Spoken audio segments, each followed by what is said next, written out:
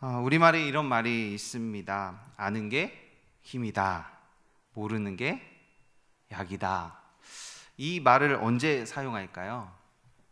이 말은 어떠한 일에 있어서 결과를 보고 그것을 이야기할 때, 또 그로 인하여서 누군가에게 아는 것이 힘이야, 또 누군가에게는 모르는 게 약이야 라고 우리는 이야기합니다. 어떻게 보면 이것은 중심의 결과를 가지고 이야기하는 말입니다. 그로 인하여서 우리에게 모르는 이 결과에 도달한 지점까지 우리 인생 속에 수많은 경험과 또 수많은 인생의 이야기가 담겨져 있습니다.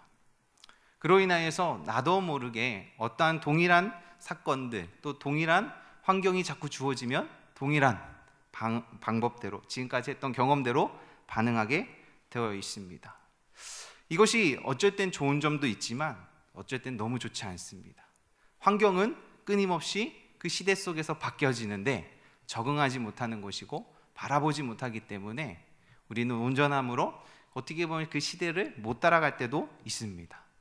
그래서 과거에는 아는 게 힘이었는데 오히려 아는 것이 힘이 아닐 때도 있고, 모르는 게 약일 때도 있었지만 모르는 것이 약이 아닐 때도 있습니다. 참 우리가 그때그때 상황마다 이 결과를 가지고 이야기를 잘할 수 있습니다. 오늘 이 이사야를 통하여서 특별히 이 다음 세대에 대해서 조금 한번 집중적으로 이야기하고 싶습니다. 이제 많은 교회들이 이제 위드 코로나를 준비하고 있고, 이 코로나가 다 지나가는 이제 시점에 도달했습니다. 이제 2주 뒤면은 이제 실외에서는 마스크를 이제 벗는 이제 방역 수칙이 선포될 것입니다. 근데 우리 스스로도 이제는 선포가 돼도 아마 못 벗을걸요? 쉽지 않을 겁니다. 그리고 지금 모임의 숫자가 이제 10명입니다. 그러면 조금 더 늘릴 수도 있고 아니면 더 오픈될 수도 있는데, 분명히 환경은 변화가고 있어요. 더 이전의 삶으로 가고 있는데 우리는 그 변화를 못 쫓아가는 또 이상한 현상이 나타납니다.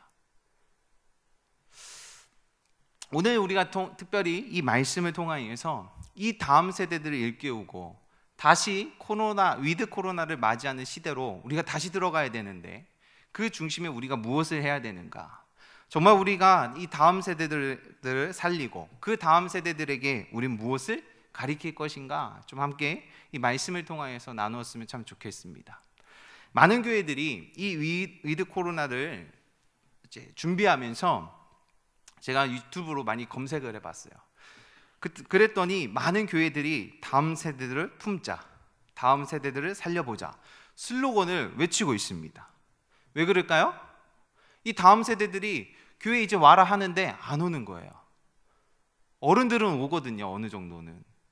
근데 다음 세대들은 안 오는 겁니다. 급속도로 안 와요. 그러니까 이제 담임 목사님들이 이제 위기가 느낀 거죠. 분명히 위드 코로나를 향하여서 달려나가고 있는데 그거에 적응 못하고 과거에 묶여서 여전히 헤어나오지 못하는 이 다음 세대들을 향하여서 이 교회들이 지금부터 움직이고 있습니다. 우리가 온전히 이 다음 세대들이 어떻게 하나님께로 돌이키고 어떻게 하면 하나님 앞에 다시 한번 회복될 수 있는지, 특별히 오늘 이사야서 29장을 통하여서 좀 함께 바라봤으면 좋겠습니다. 오늘 읽진 않았지만 29장 1절부터 우리 8절에는 이 아리엘의 심판과 구원을 예언하는 이야기가 담겨져 있습니다. 그리고 9절부터 오늘 14절은 영적으로 둔감하고 마음으로 불순종하는 그 백성들에 대한 심판에 대한 이야기입니다. 이사야서는 계속해서 이야기하고 있습니다. 심판하시고 이 나라와 민족을 심판하시고, 그리고 예루살렘 성과 북이스라엘과 남유다를 심판하시는 그 하나님에 대해서 끊임없이 이사야 선지자는 예언하고 있습니다. 하나님께서 이 이스라엘을 향하여서 무엇을, 어떤 부분을 징계하고 어떤 부분을 새로워지기를 하나님이 원하시고 있을까요? 오늘 본문은 그 하나님께서 이스라엘의 영적 무지함을, 영적 나태함과 게으름을 하나님은 징계한다고 말씀하고 계십니다. 우리 어른 성도님들은 이거 보시는지 안 보시는지 모르겠습니다. OTT라고 넷플릭스 아시죠? 들어보신 적 있나요? 요즘은요, TV를 8시에 보지 않습니다. 내가 보고 싶은 프로그램이 7시 반에 상영이 된다 해서 앞에 7시 반까지 기다리지 않습니다. 여유 있게 기다리다가 9시에 내가 시간이 되면 그때 틀어봅니다. 이게 OTT 시장인데 이 넷플릭스 플랫폼은 수많은 영화나 드라마나 예능을 다 담고 있어요. 자체적인 컨텐츠도 끊임없이 개발을 해서 사람들이 이 넷플릭스를 볼 수 있도록 유혹하는 아주 좋은 어떻게 플랫폼이거든요. 근데 어느 기자가 이 넷플릭스 CEO랑 인터뷰하는 가운데에 이런 질문을 했어요. 앞으로 미래에 넷플릭스 경제 상대가 누구냐고, 당신의 기업과 경쟁 상대가 누굴 거냐고 딱 질문을 던졌어요. 이게 미국 회사거든요. 그러면은 어떤 대답이 나올까요? 애플이요? 구글이요? 근데 갑자기 세대 차이가 엄청나네요. 이해를 못한다라는 앉아 계시는데, 하여튼 지금 이 시대를 움직이는 엄청난 대기업들이거든요. 글로벌 기업들입니다. 근데 중요한 대답을 하더라고요. 그 CEO가 이런 얘기를 했어요. 아니요, 잠이요. 사람들이 잠이래요. 자신의 경쟁 상대는 사람들이 잠자는 거래요. 그 어떠한 기업과 자기는 경쟁 상대가 생각을 해본 적이 없대요. 그러나 사람이 잠에 빠지면 어때요? 안 보니까 자신의 기업은 이 사람들을 어떻게 깨워서 그것을 보게 하는 것이 그들의 목적이다라고 이야기하고 있습니다. 성경은 정확히 오늘 본문은 이렇게 이야기하고 있어요. 이 이스라엘의 영적인 무지함, 그리고 영적인 나태함, 영적인 게으름에 대해서. 근데 우리 이 시대에 이 코로나가 처음에 닥쳤을 때에 우리는 잘 몰랐습니다. 그냥 위기만 있는 줄 알았어요. 이 코로나가 우리에게 주는 위기감에만 집착을 했습니다. 그래서 이것을 어떻게 하면 돌파할 것인가 많이 고민했습니다. 많이 돌파했습니다. 근데 문제가 생겼습니다. 그 돌파하는 과정 가운데 편안함을 알게 되었고 육적인 유익을 알게 됐어요. 그로 인하여서 이제는 돌아오라 그러는데도 돌아오지 않고 있고, 이제 깨어나라, 일어나라라고 이야기하고 있지만 일어서지 못하는 지경에 빠졌습니다. 사람은 가장 중요한 것은 이 편안함, 편리에 빠지게 되면 쉽게 헤어날 수 없는 연약함을 가지고 있습니다. 과거에는 핸드폰이 없는 시절에는 전화번호를 암기했습니다. 이제는 조금 이해하시네요. 근데 지금의 아이들은요, 전화번호를 몰라요. 아무리 친한 친구인데 핸드폰 번호 몰라요. 왜요? 이름, 기억 딱 치면 바로 친구 나오거든요. 아니면 번호 꾹 눌러요. 굳이 내 머릿속에 넣어야 할 이유가 하나도 없습니다. 이 시대는 너무 편해요. 내 머릿속에 무언가 넣는 것에 대한 그 불편함을 해소하는 시대가 됐습니다. 근데 우리는 이 시간 우리가 깨어있는 것은, 또 특별히 이 다음 세대를 깨우는 것은 무엇이냐? 이 다음 세대 머리에 하나님의 말씀을 넣어드려야 돼요. 근데 자꾸 보여주기 하고 자꾸 그들에게 편한 것을 줘요. 근데 어느 순간 이 다음 세대만 그럴까요? 아니요, 우리도 그렇다는 것이죠. 하나님의 말씀을 우리의 머리에 넣어야 되는데, 암기하고 하나님의 말씀을 기억되게 하려고 내 입술에 읊조림이 있어야 되는데, 여전히 우리는 너무 편한 거에 빠져 있습니다. 지금 유튜브 들어보면 내가 좋아하는 말씀, 그죠? 목사님 얼마나 많습니까? 우리 담임 목사님 한번 설교하신 거, 과거에는 라디오에서만 들을 수 있었어요. 아니면 테이프를 꽂아서. 근데 지금은 어때요? 핸드폰만 있으면 계속 틀 수 있어요. 말씀은 어느 순간 많이 들려지는 것은 있습니다. 근데 우리의 머리에 남진 않아요. 머리에 새기려는 노력을 하고 있지 않다라는 것입니다. 이 이스라엘 백성들에게는 이 예루살렘 성이라는 곳은 어떤 곳인가요? 하나님의 임재가 가득한 곳입니다. 하나님이 지키시는 성이었습니다. 하나님께서 예배를 받으시는 곳이었어요.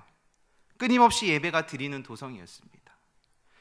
그들에게는 이런 마음이 있었습니다. 이 도성이 영원토록 하나님이 지키실 것이고 하나님이 함께 하신 이 도성이 과연 무너질 것인가? 왜요? 이사야가 계속 얘기하고 있거든요. 너희들 그런 식으로 하면 하나님의 진노와 심판이 임할 것이다. 너희들이 아무리 예배하고 너희들이 아무리 하나님 앞에 온전히 나아가고 그럼에도 너희들이 깨어있지 못한다 하면 무너질 것이다. 이사야가 끊임없이 예언하고 선포했습니다. 그러나 그들에게는 어떠한 믿음이 있었을까요?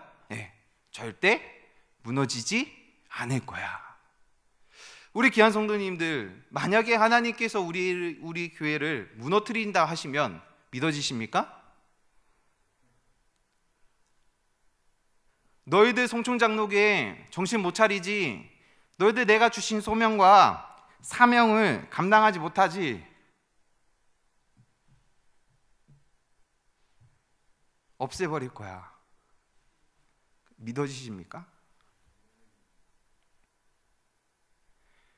우리는 아주 좋은 믿음이 있습니다. 이들과 별반 다르지 않습니다. 여기서 매일같이 드려지는 이 예배, 그분을 경외하는 예배, 그분이 임재하시는 이곳. 근데 누군가가 끊임없이 하나님의 마음을 가진 자가 외칩니다. 우리가 그것이 들리는데 그것이 믿음으로 아멘이 됩니까? 결코 그렇지 않습니다. 오늘 9절 우리 다시 한번 읽도록 하겠습니다. 너희는 놀라고 놀라라. 너희는 맹인이 되고 맹인이 되라. 그들의 취함이 포도주로 말미암이 아니며 그들이 비틀거림이 독주로 말미암이 아니니라.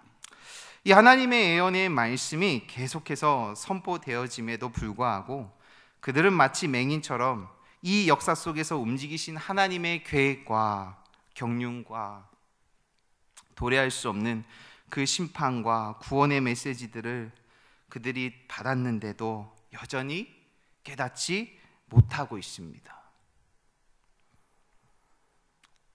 이사야는 역설적으로 그들을 향하여서 너희는 맹인이 되고 맹인이 되라 라고 선포합니다. 그리고 너희들이 포도주가 아닌 독주로 말미암아 그들의 영적인 도덕적 타락에 대해서 이야기하고 있습니다. 이 아리엘이라고 앞에 나옵니다. 비유적인 겁니다. 이 아리엘은 번제단이나 제물을 태우는 그 번제단의 윗부분을 가리키는 말입니다. 그래서 이 본문에서는 하나님께 그 제물을 바쳐 드리는 제단 위에 있는 이 성입니다. 이 다윗이 빼앗아 그 왕의 도성으로 삼은 성이므로 이스라엘의 자랑이었던 이 예루살렘을 비유적으로 표현하는 말입니다. 이 아리엘이 아리엘같이 되니라. 하나님의 명예 예루살렘이 제단처럼 될 것을 이야기하며 그 제단이 하나님께서 심판으로 인하여 불살라질 것이다.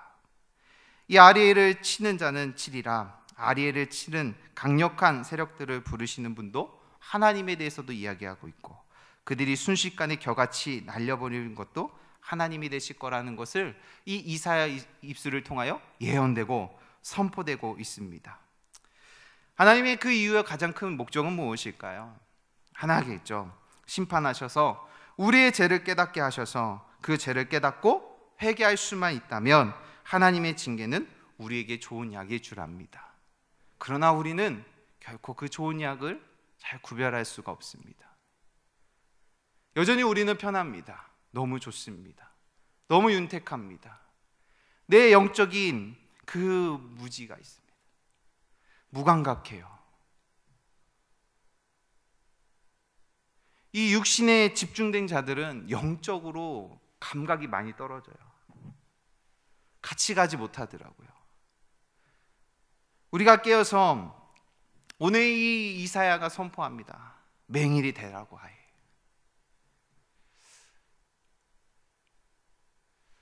이 맹인은요, 예수님을 보아도 보지 못해요. 아픔이 오는데도 아파할 수가 없어요. 인지가 안 돼요. 왜 인지가 안 될까요? 그 안에 나로 꽉 차 있어요. 그 어떤 것도 그 안에 들어가지 못함을 이야기하고 있습니다. 더 나아가서 오늘 10절과 12절입니다. 우리 함께 읽어보도록 하겠습니다. 10절과 12절까지 우리 함께 읽도록 하겠습니다. 시작. 대저 여호와께서 깊이 잠들게 하는 영을 너희에게 부어주사 너희의 눈을 감시하셨으니 그가 선지자들과 너희의 지도자인 선견자들을 덮으셨습니다. 그러므로 모든 계시가 너희에게는 봉한 책의 말처럼 되었으니 그것을 그 아는 자에게 주며 이르기를 그대에게 청하노니 이를 읽으라 하면 그가 대답하기를 그것이 봉해졌으니 나는 못 읽겠노라 할 것이요 또 그 책을 그 모르는 자에게 주며 이르기를 그대에게 정하노니 이를 읽으라 하면 그가 대답하기를 나는 그를 모른다 할 것이니라. 오늘 이 10절과 12절은 또 이 지도자들을 비롯한 유다 백성들의 그 영적인 무감각에 대해서 책망하고 있습니다. 그들은 이 지속적으로 이 이사야의 예언을 거부해 왔습니다. 이제 그들은 무감각은 영적인 맹인 수준까지 떨어져 버렸습니다. 이것은 이사야가 이미 부름을 받았을 때에 이미 예언한 바 되었습니다. 이것을 어떻게 알 수 있냐면 우리 이사야서 1장입니다. 1장 우리 12절부터 우리 17까지 한번 읽어보도록 하겠습니다. 이사야서 1장입니다. 시작하면서 이사야가 선포하고 예언합니다. 우리 12절부터 함께 읽도록 하겠습니다. 시작. 내 앞에 보이게 이것을 누가 너희에게 요구하였느냐 내 마당만 밝을 뿐이라. 헛된 재물을 다시 가져오지 말며 분향은 내가 가증히 여기는 바요 월삭과 안식일과 대의로운 것을 성회하러 악을 행하는 것을 내가 견디지 못하겠노라. 내 마음이 너희의 월삭과 정한 절기를 싫어하나니 이것을 내게 무거운 짐이라. 내가 가진을 공고하였으니 너희가 손을 펼 때에 내가 내 눈에 너희에게 가리고 너희가 많이 기도할지라도 내가 듣지 아니하리. 이는 너희의 손에 피가 가득함이라. 너희는 스스로 씻으며 스스로 깨끗하게 하고 발목전에 너희가 악한 일을 버리고 악을 그치니라. 선행을 배우고 정의를 구하며 학대받는 자를 도와주며 고아를 위하여 신선 과부를 위하여 표하는 것이다. 아멘. 여기서 특별히 26절입니다. 너희는 스스로 씻으며 스스로 깨끗하게. 우리가 스스로 깨끗해지고 스스로 씻을 수 있는 것이 있을까요? 네, 육신은 씻을 수 있습니다. 그러나 우리의 죄는요. 우리의 죄는 내가 아무리 깨끗이 씻는다고 씻겨질 수 있을까요? 내가 아무리 깨끗이 닦는다고 해서 그것이 닦아질까요? 내 죄를 없앤다 해서 없앨 수 있을까요? 없앨 수가 없어요. 근데 얼마나 이 영적인 무지함이 있으면 나는 스스로 깨끗해질 수 있어. 나는 죄의 문제를 내가 해결할 수 있어. 그것이 그 시대에 지금 영적으로 아주 꽉 차 있었습니다. 그분의 도우심과 그분의 인자하심과 그분의 그 권능을 의지하고 나가는 것이 아니라 여전히 나를 믿었고 내 힘을 믿었다라는 것입니다.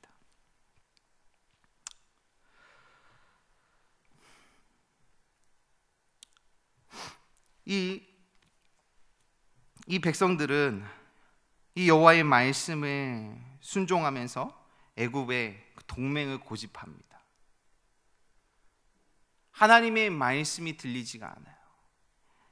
이사야를 통하여서 이 하나님의 회복의 역사, 너희들은 나를 의지하고 이 죄의 문제를 나에게 가지고 오라고 그 콜링하는 앞에 여전히 그들은 자신들 스스로 해결하고 있고 하나님보다 애굽 힘 있는 자들을 더 간절히 원했습니다. 그로 인하여서 그 어떤 결과를 얻게 됩니까? 아수를 통해 심판하시고 그 애굽을 의지하지 말라는 그 경고에 그 봉해진 책의 말과 같이 된 사건이 벌어지고 맙니다. 오늘 읽었던 글을 아는 자로 자칭 선지자나 지도자들은 그 봉해져서 읽지 못한다고 할 것이고 백성들은 읽지 못한다 할 것이다. 사실은 자신들의 그 완악함 때문에 하나님의 말씀을 듣지 않고 깨닫지 못하는 것입니다. 우리가 기현 성도님들 이 자리에 앉아 있지만 또 여러 모양으로 하나님의 말씀이 들려집니다.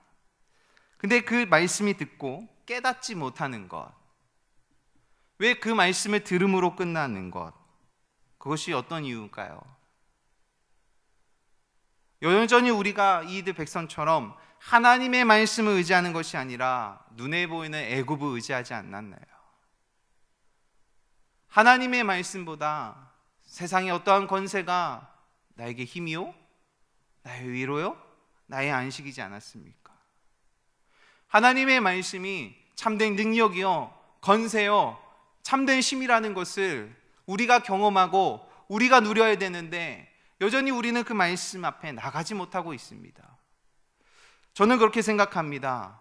우리 송촌장로교회 다음 세대들을 살리려고 하면 우리가 그 말씀을 의지하는 삶, 그 말씀 앞에 우리가 따라가는 삶으로 회복이 있다고 바라봅니다. 입술로만이 아니라 우리의 삶이 그 말씀 앞에 통치함이 있어야 될 줄 믿습니다. 그로 인하여 이 하나님의 말씀이 떠난 자의 모습은 영적 무지함으로 나타납니다. 그것이 오늘 이 13절과 14절입니다. 우리 함께 읽도록 하겠습니다. 시작.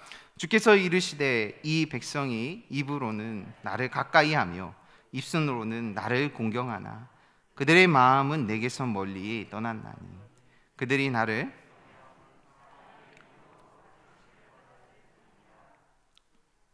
그러므로 내가 이 백성 중에 기이한 일, 곧 기이하고 가장 기이한 일을 다시 행하리니 그들 중에서 지혜자의 지혜가 없어지고 명철의 총명이 가려지니라. 그렇습니다. 겉으로는 하나님을 예배하고 찬양한다고 말하면서 중심은 하나님께 불순종하고 있다라는 사실이에요. 하나님의 말씀을 듣지 않고 애굽을 의지하려고 합니다. 분명히 들렸습니다. 하나님의 말씀은 들렸고 그들은 사모했고 하나님을 경외했습니다. 근데 불순종합니다.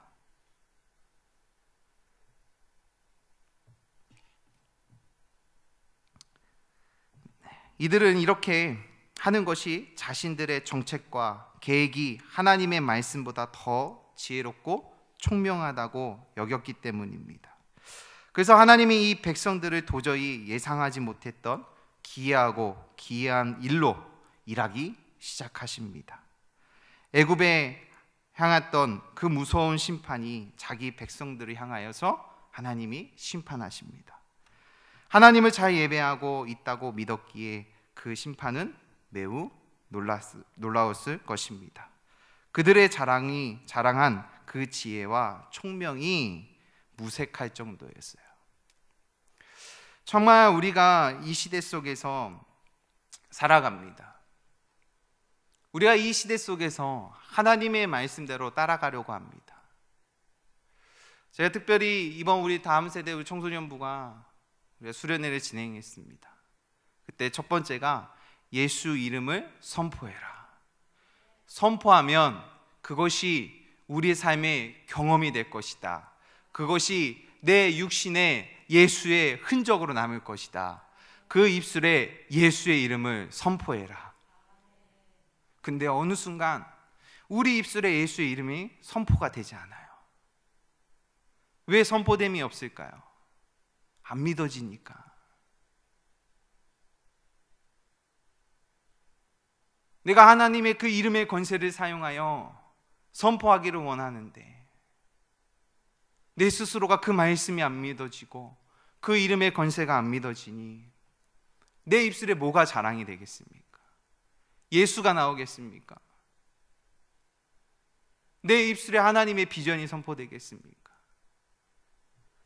결코 그렇지 않다라는 사실입니다. 우리가 이 다음 세대들을 정말 잘 감당하고 특별히 또 우리 송촌 장로교회에게 하나님이 주신 소명과 사명이 있을 줄 압니다. 그 사명을 온전히 우리가 감당하려고 하면 먼저 하나님 말씀 앞에 내 삶 가운데 순종함이 따라와야 될 줄 믿습니다. 오늘 이 본문처럼 입술로는 나를 가까이 하며 입술로는 나를 공경하지만 네 마음은 내게서 멀도다. 제가 우리 청년들에게 한번 이런 말을 해본 적이 있어요. 교회에서 거룩한 척 좀 하지 말라고. 척하고 싶으면 차라리 세상에서 하라고. 이해가 되세요? 너가 교회 안에서 그렇게 거룩한 척을 하고 싶으면 교회에서는 하지 말고 세상에서 하라고. 그것이 훨씬 더 유익이라고. 왜 세상에서는 척을 못하면서 왜 교회에서는 척합니까? 제가 그 얘기했어요. 우리는 교회 안에서는 아주 입술로는 그분을 경외하고 송축하고 그의 이름을 높입니다. 근데 나가는 순간 전혀 아니죠. 그걸 가지고 이사야 선지자는 얘기하죠. 네 마음이 내게서 멀도다. 우리는 하나님의 말씀이 예언되고 그 예언이 반드시 이루어진다는 것을 알고 있습니다. 우리가 종료주일을 맞이합니다. 그리고 고난주간을 이제 걸어갈 것입니다. 그리고 부활절을 우리가 기념할 것입니다. 우리는 성경을 너무나도 잘 알고 있어요. 분명히 그분이 이 선지자들을 통하여서 예언된 것들이 반드시 이루어지시는 그 예수 그리스도를 통하여서 완성되는 그 과정을 우리는 성경을 통하여서 다 알고 있어요. 그렇다면 이 선지자들을 통하여서 이야기했던 예언들이 우리는 믿어지든 믿어지지 않든 이 시대 속에서 우리는 그 말씀을 붙들고 그 예언됨을 알고 그 말씀을 붙들고 나가야 되는데 여전히 우리는 그러지 못하고 있는 사실입니다. 그러니 이 다음 세대들에게 우리는 뭘 가르칠까요? 하나님은 살아계시다? 그럼 그거 어떻게 증명하실 건가요? 하나님 정말 있으시다? 하나님의 말씀은 살아 역사하시다고 우리는 고백하잖아요. 근데 왜 내 삶 가운데서는 그 살아계신 하나님의 말씀이 역사를 안 합니까? 왜 내 삶 가운데 여전히 분리된 하나님의 역사가 담겨져 있습니까?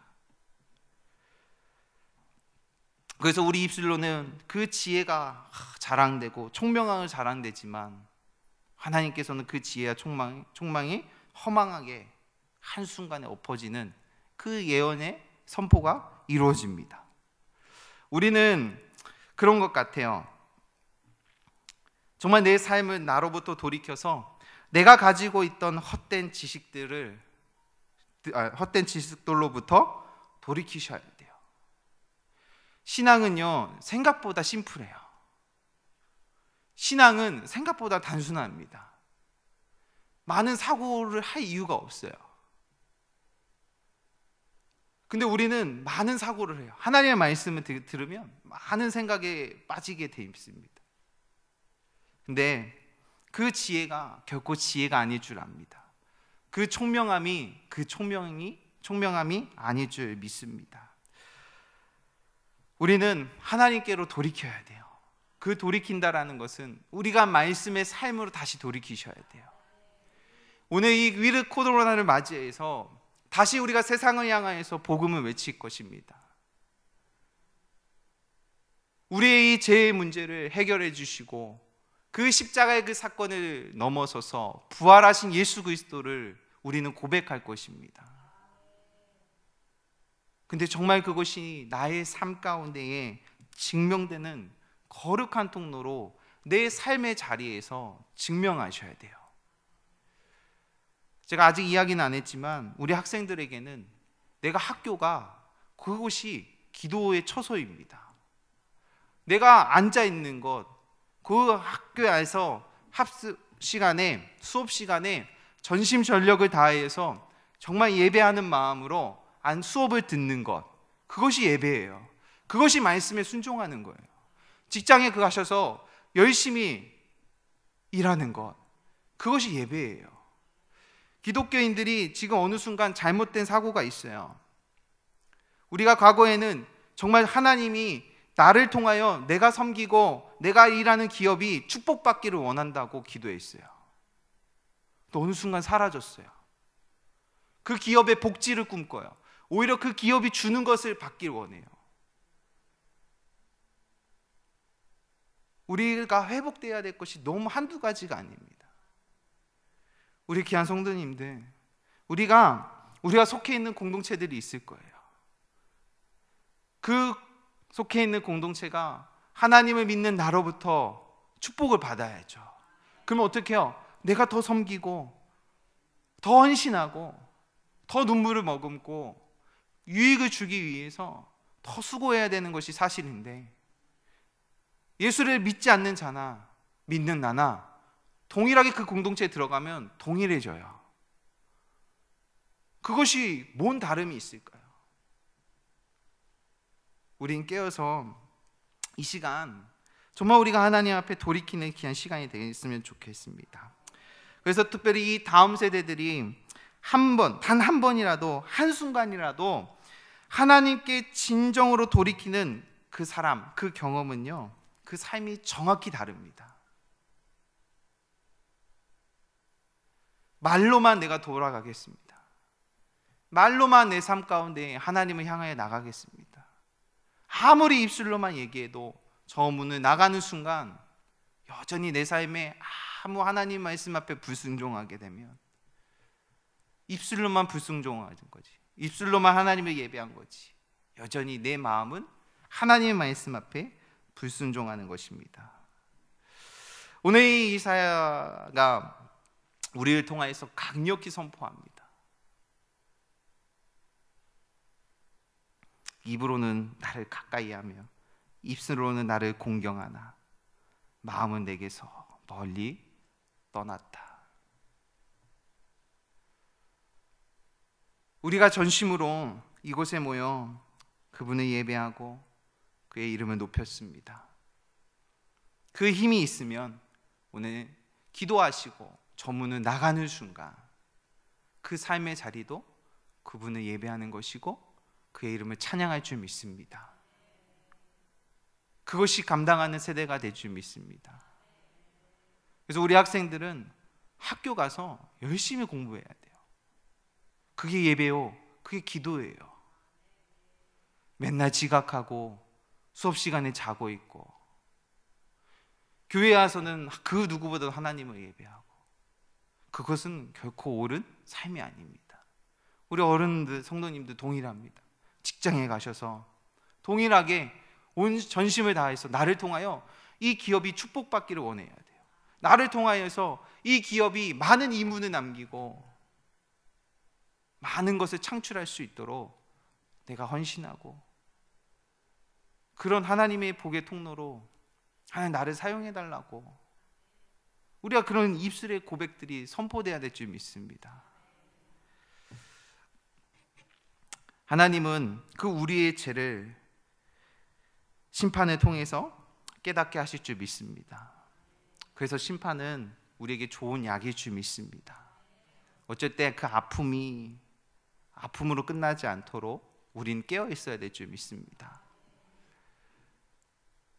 그로 인하여서 우리가 분명히 이 시대 속에 보내주신 이유가 있을 것이고, 분명히 우리 송총 장로에게 보내주신 이유가 있을 줄 압니다. 하나님, 내가 연약하고 내가 부족하지만 하나님 주신 믿음과 하나님 주신 은혜로 인하여 내가 감당할 수 있을 만큼 하나님 감당하기 원합니다. 하나님의 말씀이 수도 없이 들려지고 하나님의 말씀이 수도 없이 내 안에 새겨질 수 있도록 그 말씀을 내게 들음으로 끝나는 것이 아니라 새겨질 수 있도록 은혜를 베풀어 주시옵소서. 그로 인하여서 우리 특별히 다음 세대 자녀들을 둔 우리 학부모님들, 정말 이 다음 세대에게 가장 먼저 회복해야 될 것이 있다면 하나님의 말씀을 읽고 머리에 새기는 작업을 하셔야 돼요. 그러면 나부터 해야 될 줄 믿습니다. 이 시대 속에서 가장 중요한 것은 말씀의 회복, 말씀이 내 머리에 기억됨일 줄 알아요. 말씀이 떠난 세대는 하나님이 심판하십니다. 말씀을 기억하지 못하는 세대는 하나님의 저주가 임해요. 우리는 반드시 사명이 있을 줄 압니다. 그 하나님의 그 말씀이 우리가 회복이 되고 그 말씀이 우리의 능력이 되어서 어둡던 내 눈이 밝아지길 원해요. 영적인 그 무지함에 빠져가지고 영적인 맹인이 되셔가지고 하나님의 그 깊은 잠에 영을 더한대잖아요. 우리는 깨어나야 됩니다. 진짜 눈만 뜨지 마시고 영적인 눈을 뜨셔야 돼요. 그러면 우리가 함께 기도하고 그 말씀에 묵상하고 그 말씀이 내 삶 가운데에 새겨지고 증명이 될 수 있도록 그 말씀을 붙들고 씨름하셔야 돼요. 특별히 우리가 고난주간을 맞이하고 있습니다. 이 고난주간에 육신을 깨우십시오. 새벽을 깨우십시오. 무너졌던 내 삶이 다시 돌이켜야 됩니다. 더 이상 그 편안함에 빠져 있으시면 안 됩니다. 육신을 깨우시고 하나님의 말씀을 듣고 그 하루를 살아갈 그 말씀을 사모하고 그 말씀대로 내가 오늘 살아보리라. 무너질 수 있습니다. 근데 다시 일어나서 또 그 말씀 붙들고 다시 넘어져도 그 말씀을 새기고 그 말씀 앞에 다시 엎드리고 그 어느 순간 그 말씀이 내 안에 능력이 될 수 있도록 매일같이 십자가 앞에 오는 우리 귀한 성도님 되시기를 주의 이름으로 축복합니다.